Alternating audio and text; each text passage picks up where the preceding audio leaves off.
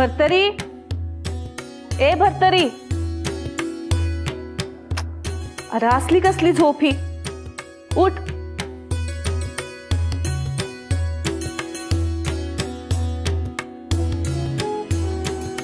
काय सुरू आहे? अव रोज पहाटच्याला उठतो, आज अजून झोपून आहे. बरं आहे ना व? असेल की. असू दे, झोपू दे, तो कटाळला असेल. बर, पण थोड्या वेळानं हाक मारा त्याला. होय, मारतो.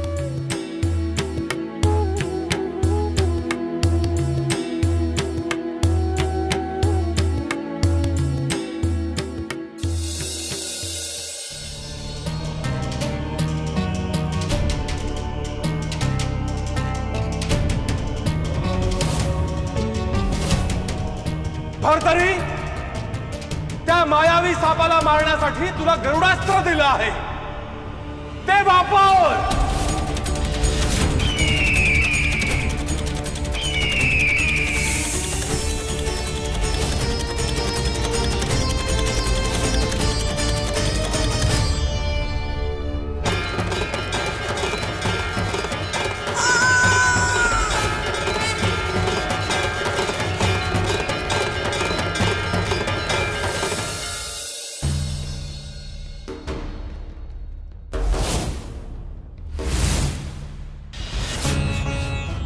कांदा एकलीच बसली आहे, काय झालं?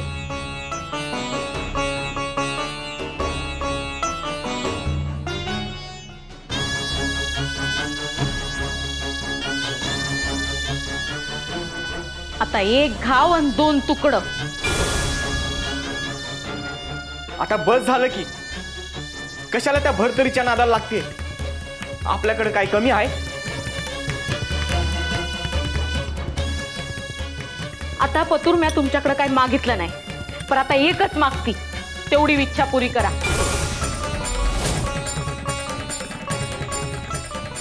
काय पाहिजे?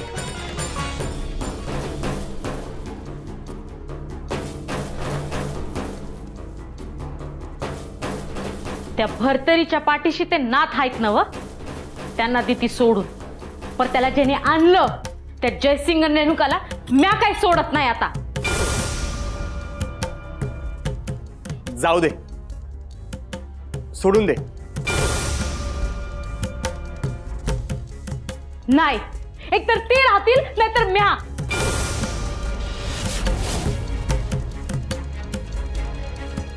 ठीक आहे, करू काम आपण. या वेळी एक बी चूक झाली नाही पाहिजे. नाही होणार.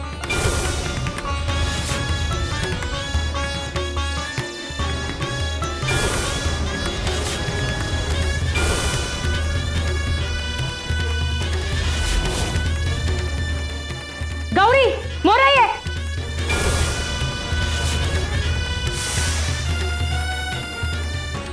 मी ऐकलं समजा. चोरून काय करत होतीस? पर तू असं का बोलत होतीस? तू जर बाहेर कुठं काही बोललीस तर हात पाय बांधून ठेवी ना. नाही बोलायची ती.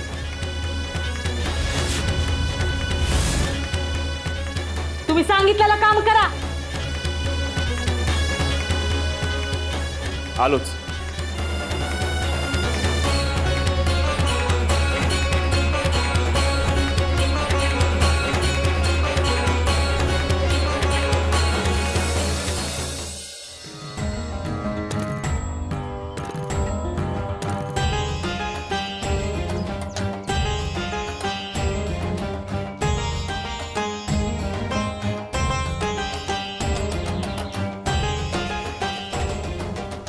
भरतरी, सूर्योदय झाला आहे. तू आता तुझ्या शरीरामध्ये पुन्हा प्रवेश कर.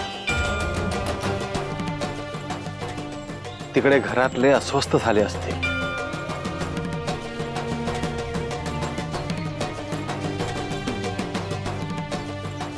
भरतरी, मुख्य म्हणजे जो अनुभव तुला गुरूंनी दिला आहे त्याविषयी कुणाला सांगू नकोस.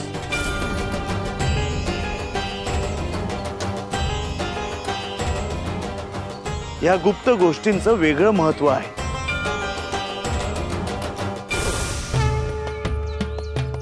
ज्यांना श्रद्धा नाही, ज्यांची भक्ती नाही, अशा लोकांना हे ज्ञान सांगू नये.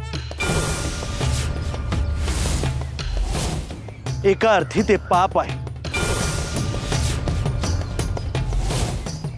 ध्यानात असू दे, आपण अशा काळाकडे चाललो आहोत जिथे या सगळ्या गोष्टींवरचा मनुष्याचा विश्वास कमी होत जाणार आहे. आपल्याकडे हे जे ज्ञान आहे त्यावरच हा काळ प्रश्नचिन्ह उभं करणार आहे. भरतरी, तुझ्या ध्यानात आलं ना? होय. विलंब नको. गुरूंनी आज्ञा दिली आहे तेव्हा तू तुझ्या शरीरात प्रवेश कर.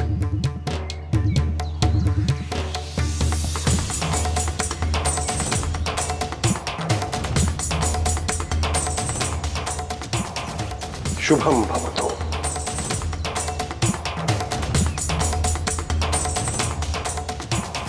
आदेश, अलर्ट निरंजन.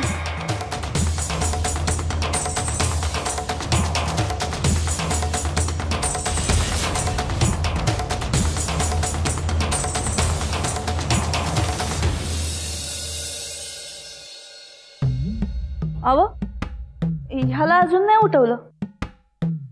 अगं कामाच्या नादात राहून गेलं बघ. बर, मॅच उठवते.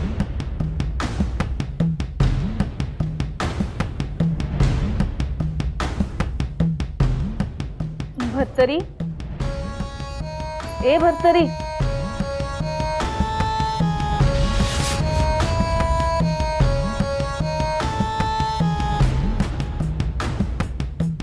तब्येत बरी नाही का तुझी? बरं आहे म्या.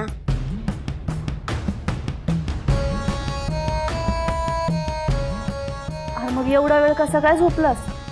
असंच. तू लपवतोयस का माझ्यापासून काही? भरतरी, मुख्य म्हणजे जो अनुभव तुला गुरूंनी दिला आहे त्याविषयी कुणाला सांगू नकोस. या गुप्त गोष्टींचं वेगळं महत्व आहे.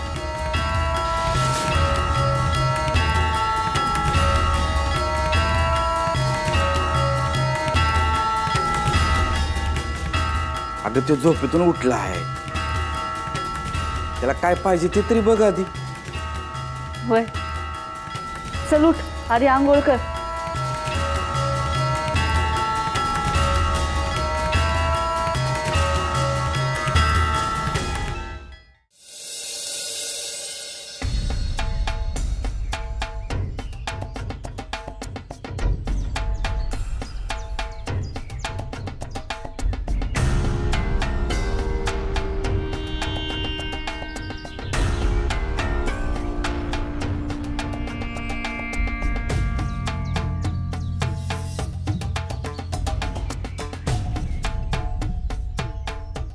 बघितलं का तिकडं? होय, बघतोय. आपल्याकडे येतील तेव्हा बघता येईल. पर एवढी काय बोलणी चाललीत त्यांची? केशवन गोदा दिसतात. येतील तेव्हा सांगतालच की. तुम्ही जावा आणि बघा की. नाही, जी माणसं भरतरीचा दुस्वास करतात त्यांच्याशी मला काय नाही बोलायचं.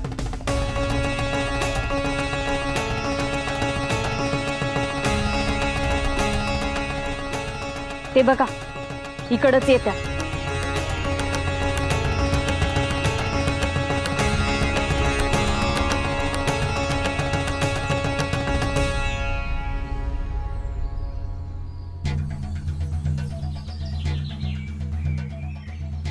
कसं चाललंय समज? बरं आहे. मी असं ठरवलं आहे, जे झालं ते झालं. उद्यापासून समध्याने शेतात यायचं कामाला.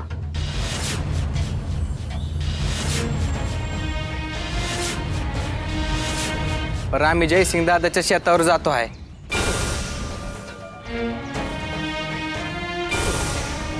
मनामध्ये अडीव ठेवू नका. जयसिंग सोबत बोलणार आहे ना,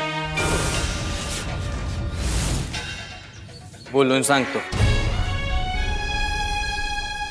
समध्याने गोळा मेळाने राहू. येतो म्या.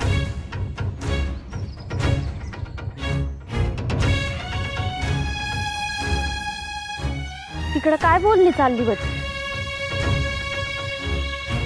आत्ता सांगितलं तेच.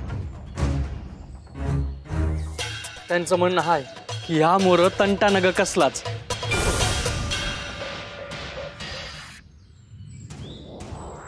माझा तर भरोसाच नाही राहिला यांच्यावर. अरे पण ते चांगले वागतात तर आपण कशाला वाकड्यात शिरायचं? तुम्हाला जसं पाहिजे तसं वागा. जावा आपापल्या घरला.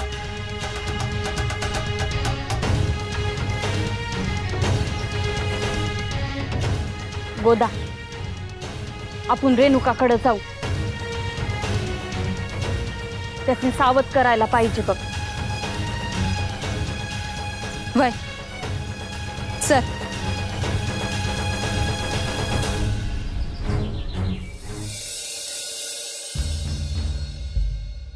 काय सुरू आहे? अगं या की बसा.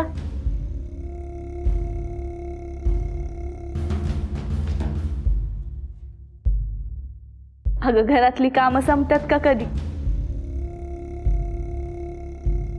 आम्ही बी येणार नव्हतो पर आलो. अगं यायचं त्यात काय? तसं नाही. अक्काचं मालक आज गावात आलं होतं. होय.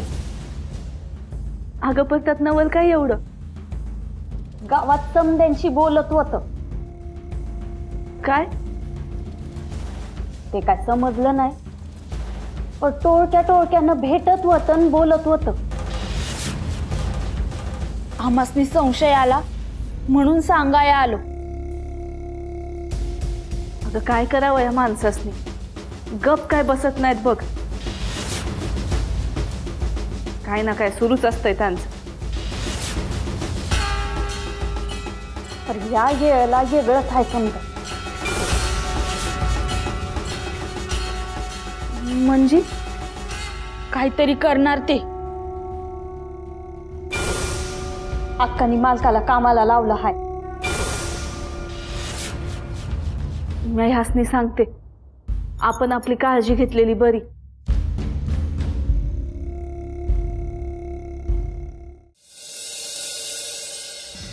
गुरुवर, भरतरी समोर अशी काय संकट उभी राहणार आहेत की जी आपण दूर करू शकत नाही? भरतरीचा जन्म वनात झाला. रेणुका आणि जयसिंग ह्या दाम्पत्याने त्याचा सांभाळ केला, त्याला मोठा केला. परंतु भरतरीने आता तिथून बाहेर पडायला हवा.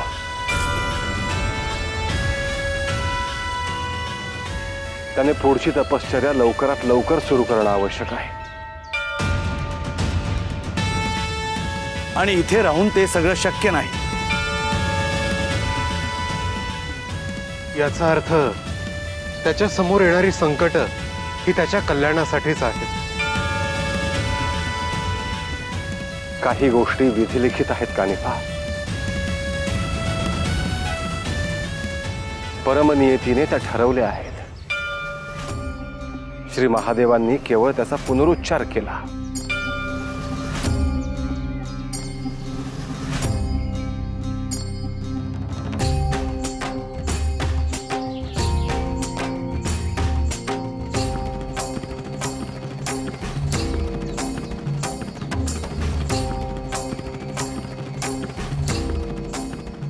जे होईल त्यातून भरतरीला बळ मिळावं हीच सदिच्छा. आणि आपण आहात त्याच्या पाठीशी.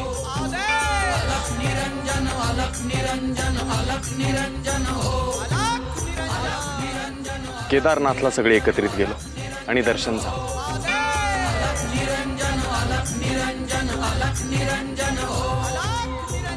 पण अजून सगळे एकत्रित असावेत, अजून सगळ्यांचा सहवास लाभावा असं वाटतं.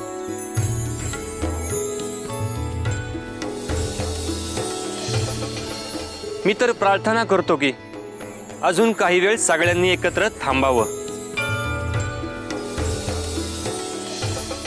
होय, अर्थात. जालिंदर, कानिफ, रेवण, थांबा तुम्ही. मी सांगेन तेव्हा प्रस्थान करा. होय गुरुवर. ह्या वनात आणि सर्वत्र कळू द्या की आपण इथे आलो आहोत. अशुभ शक्तींनी जिथे असतील तिथून निघून जावं.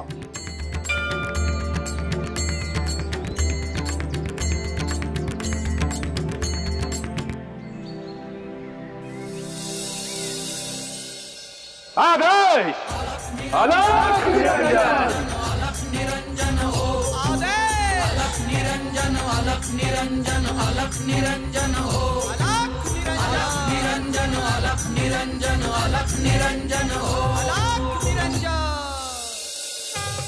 सुमती, ए सुमती. आले आले. हो काय झालं? श्रीपाद येतो आहे. सोबत गावातली लोक आहेत त्याच्या. अरे देवा, आता काय झालं नवीन? आल्यावर समजेलच. काळजी करण्यासारखं काही नसलं म्हणजे बरं होईल. नसावं.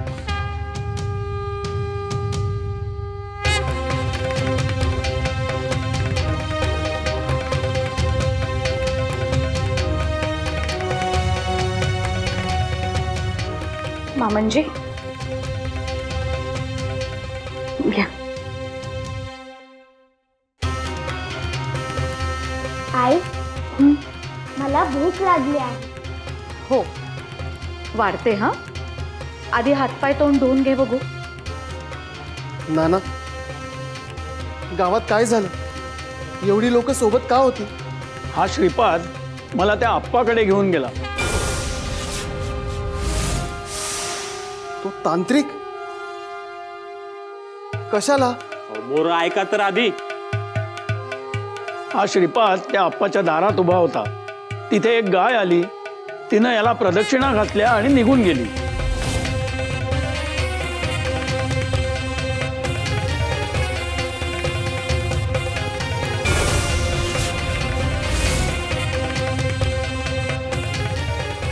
मामनजी, अहो काय सांगताय तुम्ही?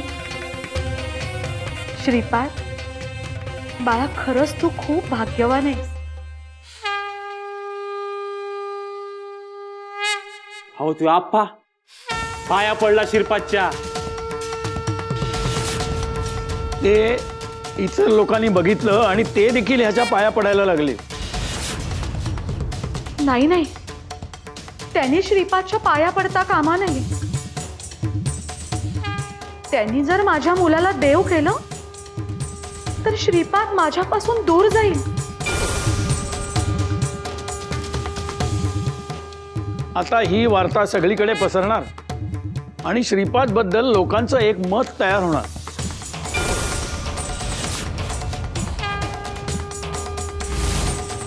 गावात अनेक शत्रू तयार होणार हे निश्चित.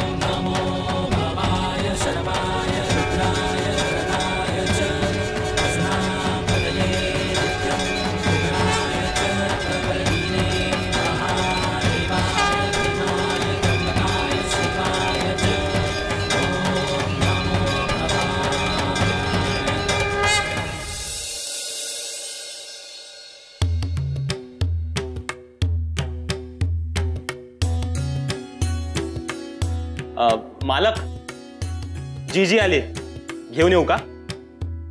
अरे येऊ दे त्यांना. विचारतोस काय? सुनबाई,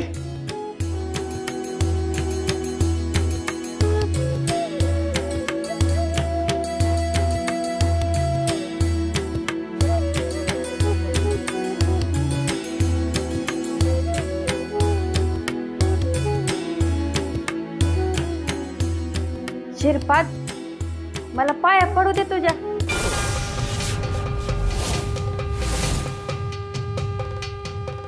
अहो अहो अहो काय करताय हे? राहू द्या, गावात ऐकलंय म्या. अहो समध्या गावात वार्ता पसरली आहे. हा आव ती गाय शिरपाच्या भोवतीच का प्रदक्षिणा घालल? देव अवतरलाय बघा तुमच्या घरी.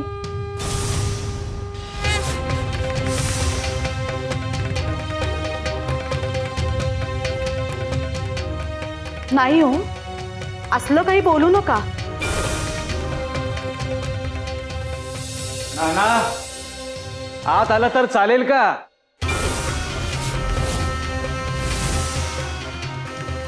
हा कोणाचा आवाज? अप्पा आले. या या.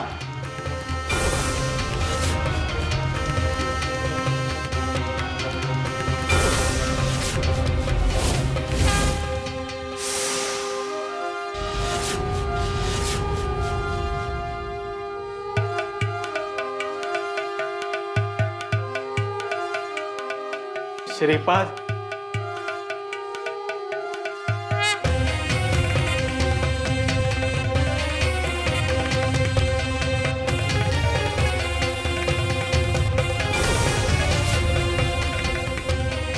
उठा अप्पा. अहो माझ्या पाया कशाला पडता आहात?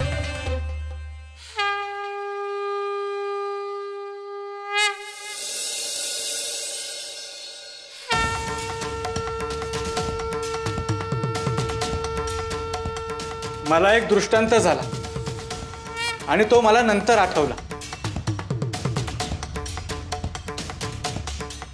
अहो तुम्ही काही बोलला नाहीत. आज्ञा असल्याशिवाय तो दृष्टांत सांगता येणार नाही. उद्या राज्यसभेत जाणार आहे, तुम्हीही सोबत चला.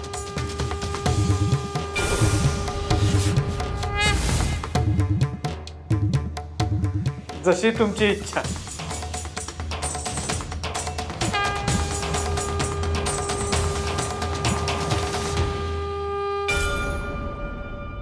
ओम श्री दत्तात्रेयाय नमः.